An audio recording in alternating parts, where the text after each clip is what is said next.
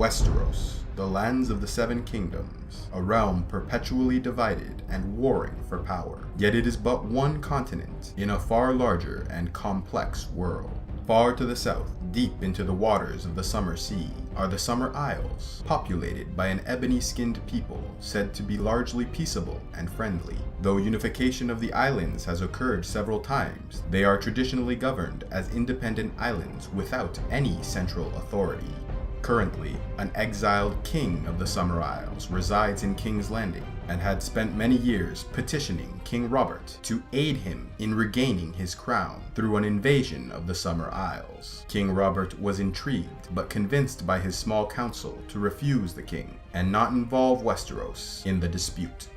The island of Naath, known to many as the Isle of Butterflies, lies south of Old Valyria, between the Summer Isles and the southern continent of Sothoryos. The Naath are beautiful and peaceful people, refusing to commit violence even in self-defense. They eat fruit, not flesh, and make music, not war. Though none have been able to conquer the island, constant raiding has forced the people of Naath to move inland and abandon their shores.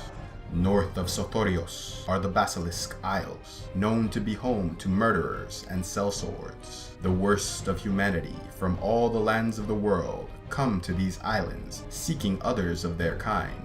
Any attempt to colonize or civilize the area were long since abandoned, as it is now simply a hub for those society has rejected. The southern continent of Sothoryos is a large, mysterious, and thinly populated land. Several old empires, including the Giscari, attempted to colonize the densely jungled territory, establishing cities and trade ports, the largest of which was Zamatar. But each of these attempts failed, and even Zamatar became a forgotten ruin. Though some few trading colonies remain along the northern shore, Sothoryos is now visited only by adventurers hoping to make their fortune in an untapped land. Across the narrow sea from Westeros is the largest of the known continents, Essos, home of countless cultures and societies, possibly the cradle of civilization. In the west of Essos are the 9 free cities, whose history was shaped by the fall of Valyria. The bleak and stony city of Lorath, most isolated and poorest of the free cities, ruled by a council of magisters under 3 princes, the Harvest Prince, the Fisher Prince, and the Prince of the Streets. Norvos, founded by religious dissidents from Valyria, a theocracy ruled by bearded priests. Qohor stands on the River Coin at the westernmost edge of the largest forest in Essos. It is called the City of Sorcerers, and its people worship a dark god called the Black Goat. Occupying the heel of Essos are the sister cities of Myr, Lys, and Tyrosh. These free territories control some of the most fertile lands in the continent, yet their riches were not able to bring much peace. Though they share culture, customs, language, and religion, these cities would be in constant competition with each other, warring over trade rights and the disputed lands. The trade city of Pentos is ruled by a council of magisters under a high prince. Though the prince's power has waned in years, he is still held responsible for the prosperity of the city. If there is ever a famine or a war is lost, the people sacrifice the prince, slitting his throat to appease the gods and return the city to their favor. The oldest of the 9 free cities, Volantis, stands far to the south, and its lucrative location has made it one of the richest of the 9 cities. After the doom of Valyria, Volantis attempted to reunite the ancient empire under their banner, conquering many of Valyria's former territories. But the empire would ultimately collapse, and the free cities would regain their independence. Volantis is ruled by 3 triarchs elected by the citizenry every year. Founded by runaway slaves and located in a northern lagoon, the city of Braavos, though the youngest of the free cities, would become the richest and most powerful of them all. Braavos is home to the most lucrative port in the west, and they welcome any and all trade, save for slavery, which is abolished in the territory. Once the home of great and powerful empires, the seemingly endless grasslands of the Dothraki Sea are home to a nomadic and warlike people who worship horses and the sacred soil of their lands. They have spent centuries crushing any who oppose their rule, and have only one city, called Vez Dothrak, found at the foot of the Mother of Mountains. It is a holy city, and the only place in the world where the Dothraki are forbidden from drawing a sword or shedding blood.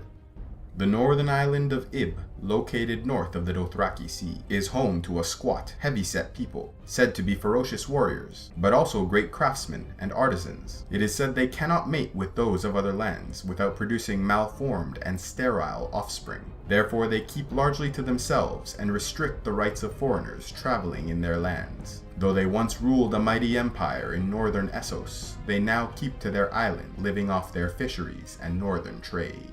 South of the Dothraki Sea, bordering the deserts of the Red Waste, is Slaver's Bay, home to the cities of Astapor, Yukai, and Meereen. This area was once controlled by the ancient empire of the Giscari, but the empire fell to the Valyrians, and after their doom, the cities reinstated their independence, planning their economy around the sale and distribution of slaves. Far to the east, on the coast of the Jade Sea, is the city of Qarth, ruled by the powerful Council of 13, under a pure-born ruler presiding in the Hall of 1,000 Thrones. Qarth is home to the Jade Gate and the House of the Undying. Qarth is perfectly located as to be a trade city linking east and west. As a result, they are one of the richest cities in the world. The continent of Essos is divided beyond the Dothraki Sea by the Bone Mountains, which stretch from the Shivering Sea in the north to the southern city of Qarth. Yet beyond those mountains stands the oldest and greatest of the eastern civilizations, the ancient and glorious empire of the Yidi. The Yidi were richer and more powerful than Valyria could ever boast. It is said Yidi is the land of 1,000 gods and 100 princes, ruled by one god emperor. Though it is said that there are presently 3 men claiming that title, and blood may have to be spilt to decide the issue. North of Yidi are a race of mounted warriors called the Jogos Nhai, who, similar to the Dothraki, are a warlike and nomadic people. Not even the powerful Yidi are able to defeat the tribesmen who have made raiding the Golden Empire a way of life for their people. Deep in the green waters of the Jade Sea, south of the Yidi Empire, stands the island of Leng, said to be home to 10,000 tigers and 10 million monkeys. It is said to have vast underground cities built by ancient empires. Though they were part of the Yidi Empire for many years, Leng gained its independence 400 years ago, though many of their rulers today are descendants of the Yidi people. No one knows who built the ancient easternmost city of Asshai, not even its inhabitants. They merely say that Asshai has stood since the beginning of the world and will continue to stand until its end. The mysterious city is steeped in sorcery, known to harbor warlocks, wizards, and red priests, as all dark powers are free to be explored. Many brave adventurers in the West have attempted the voyage to Asshai, knowing that a simple shipment of food and supplies might garner an extraordinary price. Food in Asshai is quite scarce, yet gems and gold abound. At the far edge of the known world is the continent of Ulthos, south of Asshai, separated by the Saffron Straits. Almost nothing is known of the densely jungled continent, and one cannot be sure how far east or south it extends. Further to the east of Ulthos and Asshai, nothing else is known, for any from the west who have dared venture beyond did not return to tell their story.